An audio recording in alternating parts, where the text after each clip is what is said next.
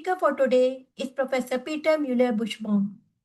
Professor Müller-Buschbaum carries out research in the field of functional materials with a particular focus on energy materials, for example, solar cells, batteries, and thermoelectrics. Professor Müller-Buschbaum studied physics in Kiel and went on to earn his doctorate there in 1996. He then worked as a postdoctoral fellow at the Max Planck Institute for Polymer Research in Mainz, and as a visiting scientist at the Institute Lou John Wayne and the European Synchrotron Radiation Facilities in Grenoble, France. After that, he returned as a scientist to the Max Planck Institute for Polymer Research in Mainz and headed the X-ray laboratories. After he moved to the Technical University of Munich in 1999, he acquired his postdoctoral teaching qualifications in 2002 and headed the chair of functional materials at the TUM Department of Physics since 2008, before his appointment as full professor in 2018. From 2018 to 2023, he was scientific director of the Scientific Neuron Source FI2 and the Heinz-Meyer Leibniz Center. Since 2021, he has been the German representative at the European Polymer Federation. Since 2012, he has been associate and the executive editor of the journal ACS Applied Materials Interfaces. And since 2024, he is deputy editor of the journal ACS Applied Materials and Interfaces.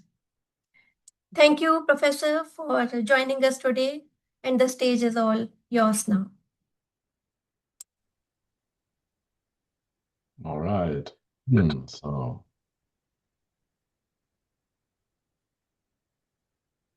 let me share my talk. Good. So yeah, thank you very much for the kind introduction and thank you very much for the invitation.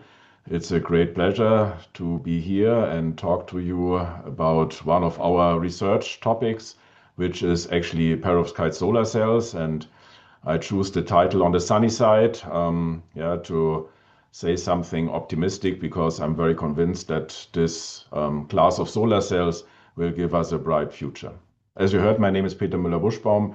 I'm based in Munich at the Technical University of Munich. So as an outline of my talk, I basically plan today with 3 parts. So I will get started with an introduction where I will talk about the system. So I will introduce perovskite solar cells to you and also talk about the methods we are using. And then in a sort of result part, I will share some of our research we did in respect to the structure formation and the degradation of these types of solar cells. And then in a very short last part, I will show some examples how these class of solar cells entered real world today and what perhaps to expect to come in the nearest future. Yeah, with that, I like to start with this slide because I want to always open such a talk with something very positive. And I think it's really positive that we have a very strong source of energy out there, which is our sun. So when we look to the energy which comes from the sun per year, we see a very super impressive number of 1.0810 to the power of 18 kilowatt hours, which would translate into about 10,000 times of the world energy consumption. So that means if we only manage to harvest a fraction of this energy, we could solve a lot of our energy demands. With that, I like to move into the existing technology, which I guess you are all aware that we have very well established and very well commercialized solar cells around, and they basically use a technology based on silicon, where in this side graph here you see a sort of sketch how such a solar cell is built up. Mostly it consists of a PN junction, and the target is to harvest all the incoming light and then to transform all this incoming light into charge carriers. So if you look how this is used, for example, in Germany, where I'm located. You see here in the bottom, this is a photo where the solar cells are mounted on house roofs. This you find very frequently. Or you can see here on the top image, so-called solar farm, where they are put in large module areas in open landscape. So that means you perhaps yourself operate these solar cells, you own these solar cells. This is very well functioning, and you might wonder why we should look for alternative technologies or where can be a benefit to go beyond silicon. And I like to point out that when we look into silicon solar cells, actually they have an energy consuming production. So you need to invest quite some energy to manufacture them. And in the so-called energy payback time, which is the time the solar cell needs to run until it has, let's say, gained back the energy, we are still in something on the order of years. So therefore, where is the origin from that? We have high temperatures, high vacuum treatments needed. This is all energy consuming. And then when we come to the costs, there is high mounting costs and an expensive encapsulation. Beside that, typically, as you see it also on the photos, the solar cells are in very heavy, rigid modules. So this is something solid, heavy. And if you want to make it movable, you see on the top image, you need a massive construction. And with this massive construction, you can move it around, for example, for something like solar tracking. But yeah, it really needs some apparatus for that. When we enter the world of perovskite solar cells, and this is what is our fascination, then we deal with a total different class of materials. We no more talk on silicon. What we talk about now is perovskite materials, and I will come to that. And because it's different materials, it also comes with a different way of manufacturing solar cells. So we go into a roll-to-roll manufacturing where you see here a sketch of having a solar cell printed, fully printed, actually all the individual layers one by one in such a roll-to-roll approach. So that means we come now with a wet chemical processing where there is no more ultra-high vacuum needed. And as you see in this image, we can come to solar cells which are mechanically flexible. And then they are also lightweight, so they are no more heavy. And you will see in the final part of the talk, this gives rise to completely new possibilities and applications. Also, if you think about printing something, this typically opens the door to be cheap in the production. And then when we look into operation, because it has a different operation mechanism, which I will explain a little later, these solar cells also work nicely under diffuse light. So it means you not need a blue sky, full sunshine. They also work with a gray sky or some cloudy conditions. And they can be semi-transparent and colored. So that all in itself sounds very, very fascinating and beyond what silicon can offer. So now what is this perovskites? Actually, it is a special class of perovskites, which is metal halide perovskite, or sometimes called hybrid perovskites, because in this hybrid approach, what we combine is organic and inorganic chemical species. And they are actually combined in a crystal lattice framework, the famous ABX3 crystal framework, which is actually this perovskite crystal lattice, which gives the name to the entire class of these solar cells. Now in this lattice, we have inorganic species on the B side. So this is here the gray balls. And this is like lead and tin, for example. And then on the X sides, we have iodine and bromine and chlorine. And then we combine that with the organic species. And the most famous ones on the A side would be the methyl ammonium, in short Ma, or the formamidinium, in short Fa. Now this crystal framework, depending on the temperature, will be a cubic, tetragonal, or an orthorhombic structure. So if you might have looked into my first slide, we are based actually in a physics department. Still, we can make these materials ourselves because the synthesis is actually pretty simple. What you basically do is that you combine the inorganic and the organic precursors, let them react, and you get the perovskite. Here is 3 examples. So you can, for example, take the lead bromide and the methyl ammonium bromide, and then you react this into a methyl ammonium lead bromide. Or you can do it with the lead iodide and formadinium iodide, and then you get a formadinium lead iodide. And of course, you can also mix them in more complicated fashions, like the last row is showing here, and then you come to the famous mixed perovskites. Now, actually, we need them in a thin film format because the solar cells we are using are thin film solar cells. And for that, there's actually 2 major routes how to make them. And for first and foremost, one is called the one-step deposition. And the name comes from the fact that you use these precursors and you mix them in the same solution. And then what you do is you deposit the solution and then you form the film. For example, you form the film by spin coating. And I will explain this a little later. And what you then need is an anti-solvent drop to initiate nucleation via intermediate phases until you get the perovskite. And a little later, I will explain this entire process in very detail. In an alternative approach, you can go into a 2-step deposition. And in a 2-step deposition, you not mix both precursors initially, but you start with the first precursor. And with that, you make a film. And then you expose this film to a solution of the second precursor.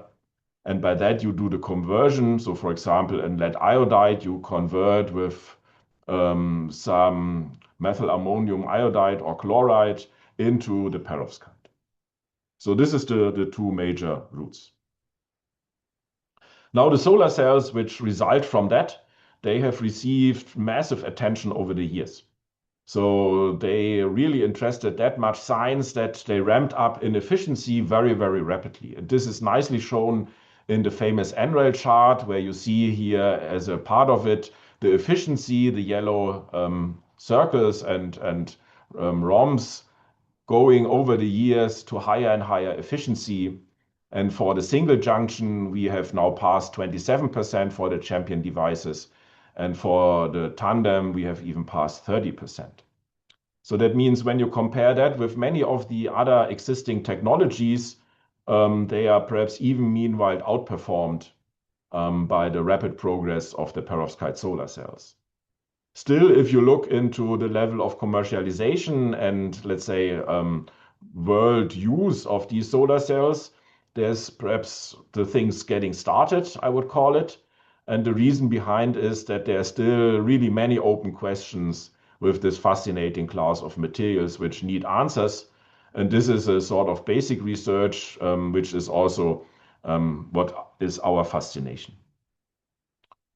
So let's look into a very simple understanding of how such a perovskite solar cell is working. For that, we take a simplified side sketch where we have actually the perovskite material here in the center. And the perovskite has to absorb all the incoming light. So all the light is absorbed by the perovskite, and then we get a charge dissociation into positive, negative charge carriers. And these charge carriers, they diffuse then, as you see here by the paths, to the blocking layers where they get extracted into the electrodes. So we have a diffusion and a transport and an extraction process. This is the unavoidable processes we need somehow to control. The things we want to avoid is on the way that the charge gets somehow lost. And this is the charge recombination processes, which can happen at different points via defects or some other processes I will come later to, which would then take away charges and we cannot harvest them. So now in reality, our solar cells will be not a big single crystal as this sketch might indicate. In reality, our solar cell look more complicated, as you can see here with this side view where you see the individual layers now turned by 90 degrees. And you see that the perovskite is actually a more grainy polycrystalline film. That's the typical appearance. And therefore, what we call structure and morphology will be of interest.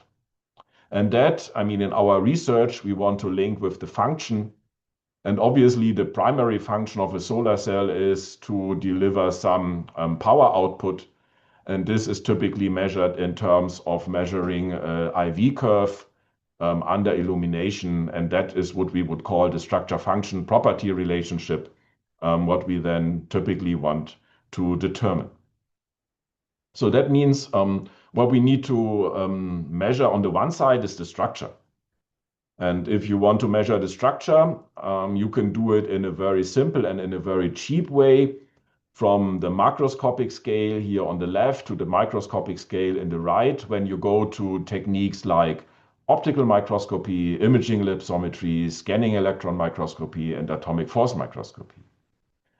However, when you now look to these images, only one image here, the SEM image, is the side view, what I shown on the slide before, and the other ones are actually top view.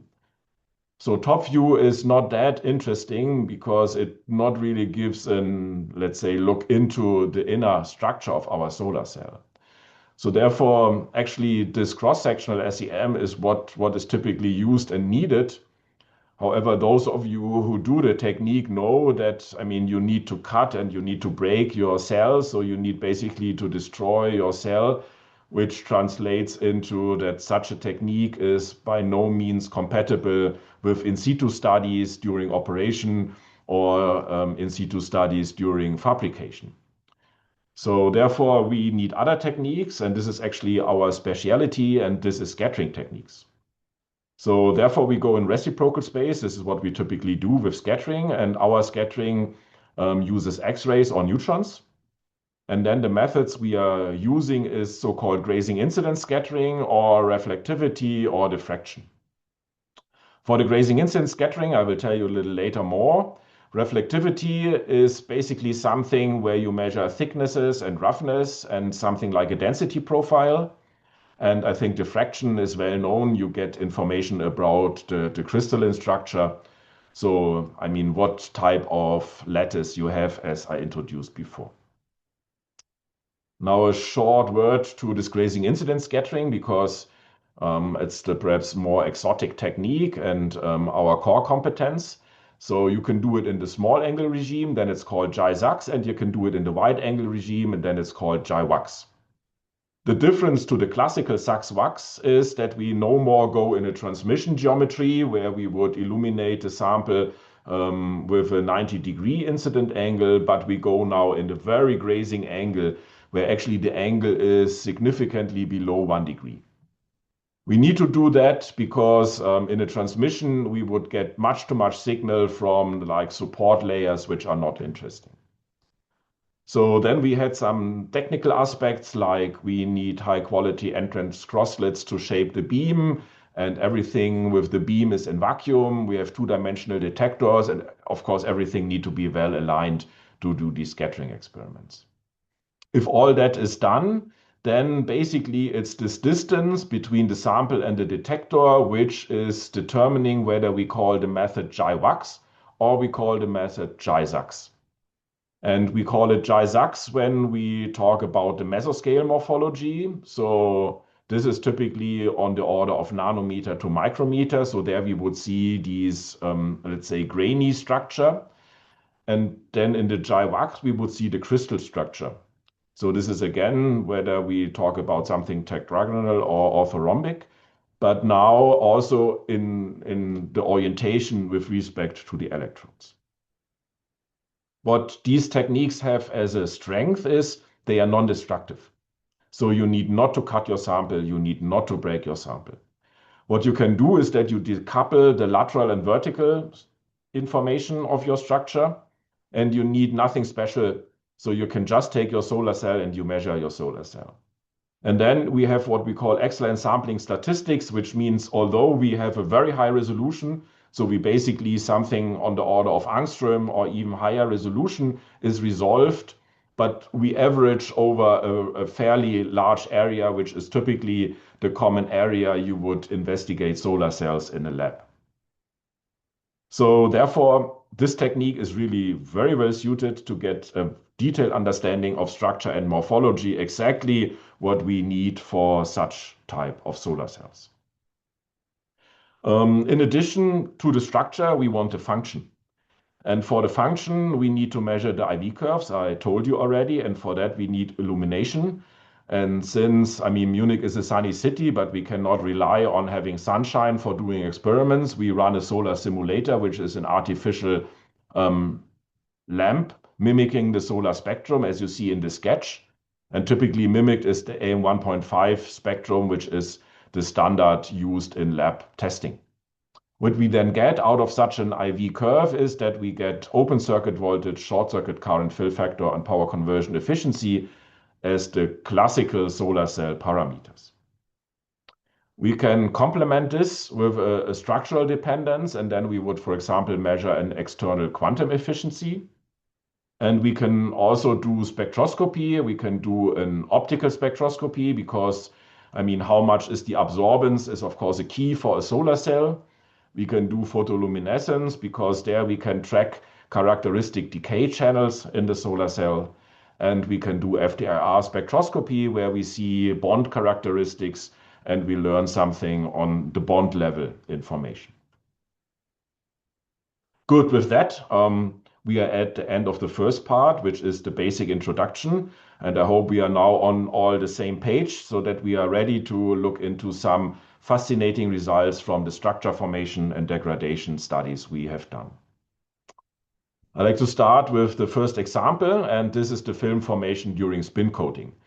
Because spin coating is still the method mostly used to fabricate such solar cells, although personally, I think that in the end, if you want to commercialize it, you need printing. But spin coating is done in the lab in a big extent, and therefore we looked into that in a so-called multimodal probe, which means we developed a spin coater. And when I say we, that was a project which was headed by my student Shambhavi Patrap. And she was actually doing this at the ALS source in Berkeley in the group of Caroline Sutter-Feller. And she developed there this machine which can do the spin coating, so the film formation, and it's mounted in the synchrotron. So there's the X-ray beam going through, and then there is an IR camera and a PL laser and a microscope. So we have all these informations together. And the typical size of the samples we can coat, you can see here with some coins from different countries, which give you an idea how much is actually 38 millimeter. Now let's look to the result, and here I just take the result from a very simple perovskite, the famous MAPI perovskite, where we see now from the scatterings, so we see Bragg peaks. What you see here is the position of the Bragg peaks as a function of time in a so-called mapping. And then in the bottom, you see the PL signal, again in a mapping, so we see wavelength intensities as a function of time. And now we can correlate this information, and this is what we have done. And by this correlation, we identified 4 different stages of film formation, which I will now explain to you in the next slide. So when we do this fun step, film deposition, when we look here now into the perovskite 100 Bragg peak in black and the complex phase in green, and that's the 150 peak, we see how intensity is growing and then fading away, so how complexes are building up and how perovskite is building up. And this is accompanied by characteristic PL features. And with the red line, you see the temperature increase, which is the ramp during spin coating. Now, what do we learn? We learn that we have initially deposited our colloidal precursor. You remember we mixed the two organic and inorganic precursors, and we get this colloidal precursor. This is deposited, and this already is a wet film, but it's not a perovskite. To induce nucleation, what we need is the anti-solvent solution addition, which is typically happening after a fixed amount of time, here 25 seconds. And this is now inducing the perovskite nanocrystal formation. But since we ramp up the temperature and temperature is increasing in parallel, by this heating, we get also a fragmentation and dissolution process. So therefore, this initially formed and actually perhaps ill-defined nanocrystals, they are again erased.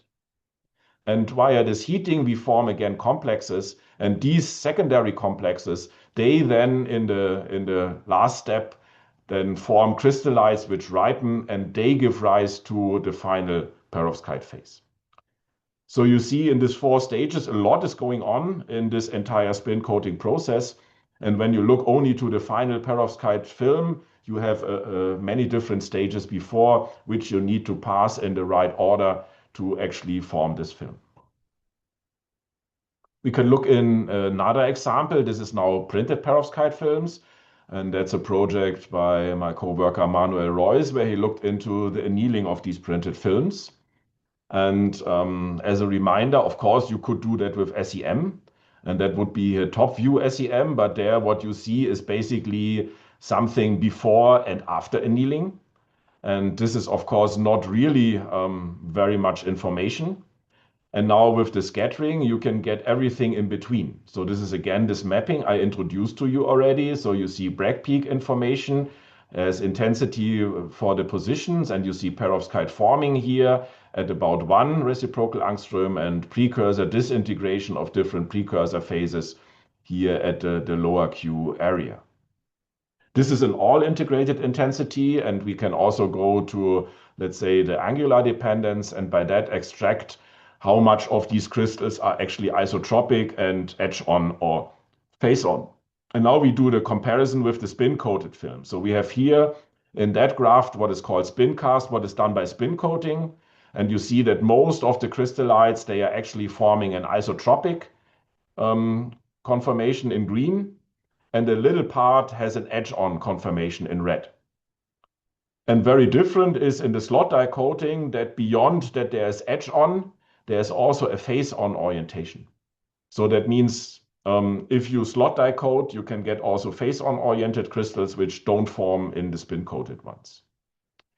So if we translate that, it means if you have one ink and you use one ink for deposition with spin coating and you use it for slot die coating, you will not end up with the same perovskite film. You will get very different perovskite films, and how the film is looking will depend then on the very details of the processing with spin coating or the printing.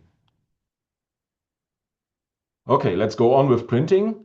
And here I like to compare printing of reduced dimensional films, a project done by Kun Sun in my group, where we compared some RP n equal 2 and DJ n equal 4 reduced dimensional perovskite films on ITO.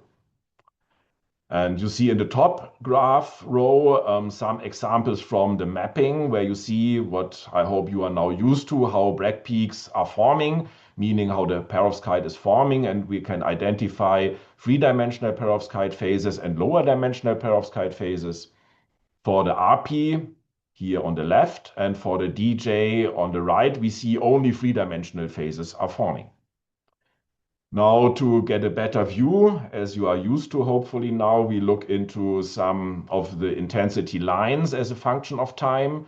And then what we actually see is how the precursor is forming in the blue area, firstly something which is then giving rise in the red phase to a three-dimensional phase is forming. And interestingly, the two-dimensional form is then coming as the latest thing, so it's only happening in the third stage.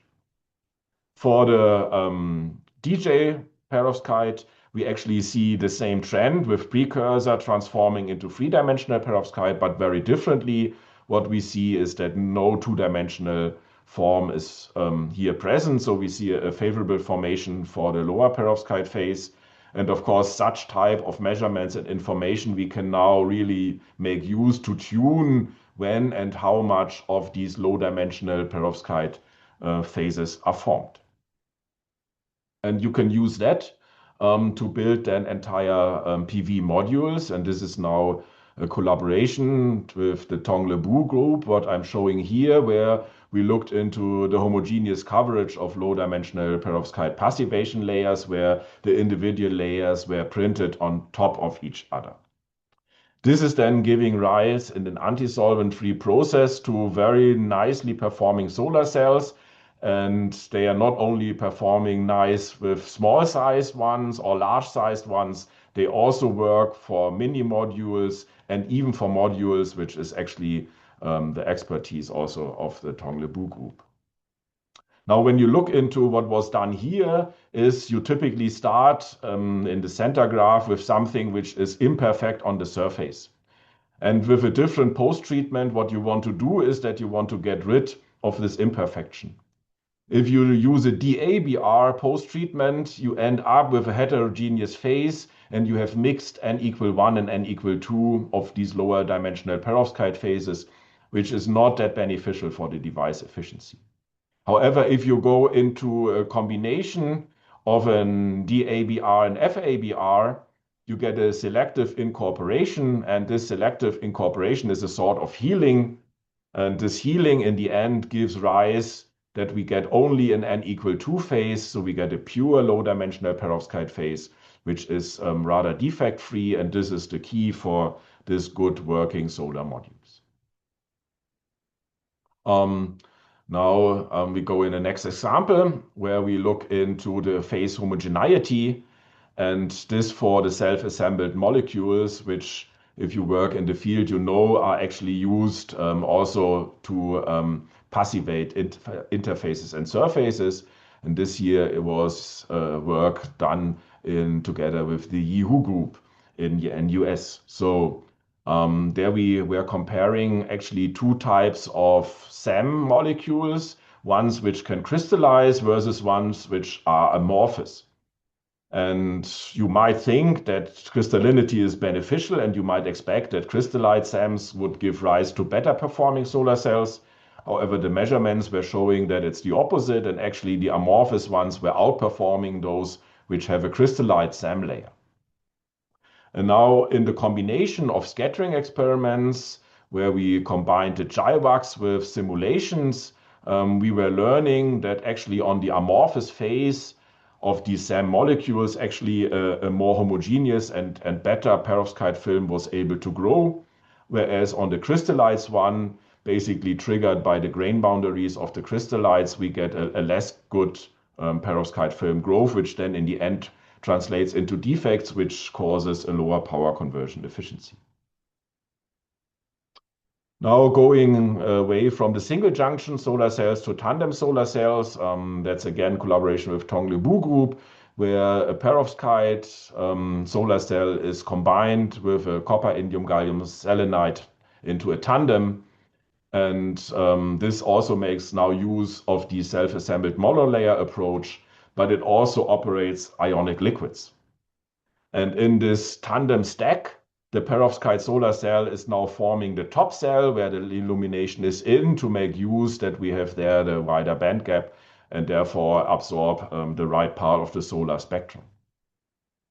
Now again, in the combination of the GIVAX measurements with some electron microscopy, we were finding out that for the ionic liquid used, here incorporated into the SAM solution, we were actually able to reduce the surface roughness.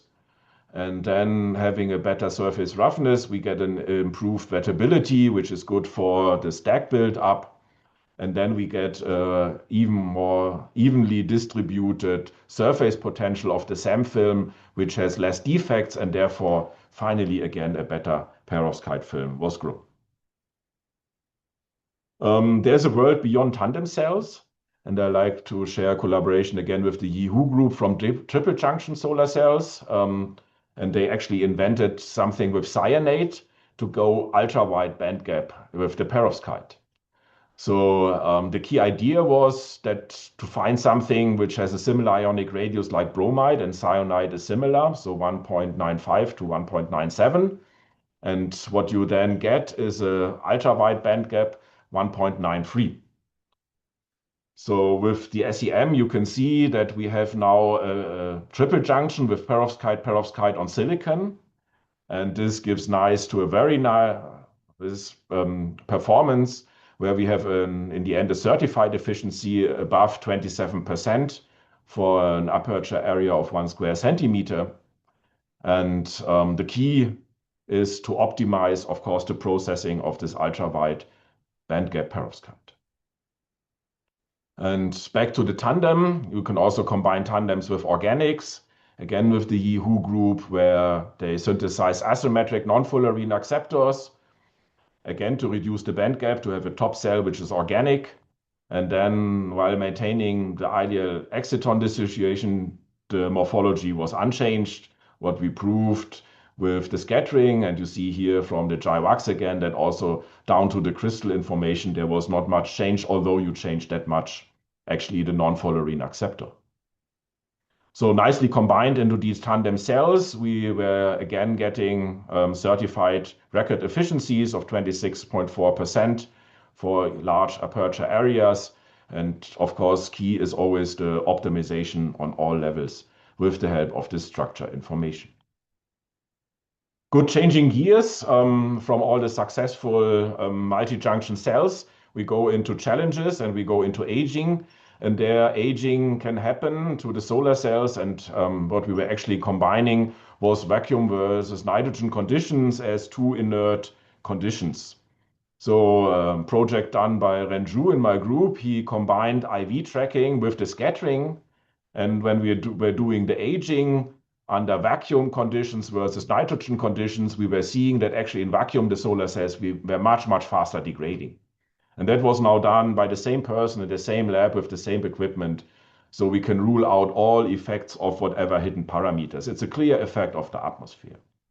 And with the scattering, we were finding out that actually what is going on is that with vacuum, we have a stress on these cells. So we have actually a lattice shrinkage, which is then making that much strain into the cells that we get a spontaneous phase segregation. And that results in morphology degeneration, which is causing then finally a fading of the solar cells. In nitrogen, the world is different because the lattice shrinkage is very minor and is actually healing the defects, and therefore the solar cells are not that much aging, and nitrogen would be our suggestion for using standard atmospheres. And another example from stressing solar cells is work done by Johannes Schlipp in my group, where we looked into the ingression of moisture into perovskite thin films. And that's back to the famous MAPI. And now we use D2O. And we use D2O actually because we go to neutrons. And when you go to neutrons, you can expose a film into now something which has a contrast by deuteration, so by using an isotope effect, what X-rays cannot see. And when we run here a video and you see the timer running and we run the video at a low humidity of 58%, you see only some minor transformations. However, when we run it at a high humidity, you see some massive transformations. And what you see here in these videos is like a live view of the fading away of these solar cells. So we can translate this into the processes, what is actually happening, what we were observing in this in situ Jysons experiments. And what is happening is we start with a dry perovskite. Then at low relative humidity, moisture is ingressing. So basically the water is going to the grain boundaries, mostly in an adsorbed state. And at that level, the film has about 10 volume% of water. When we go into the monohydrate formation, we can incorporate up to 35 volume% of water, and all this would be reversible.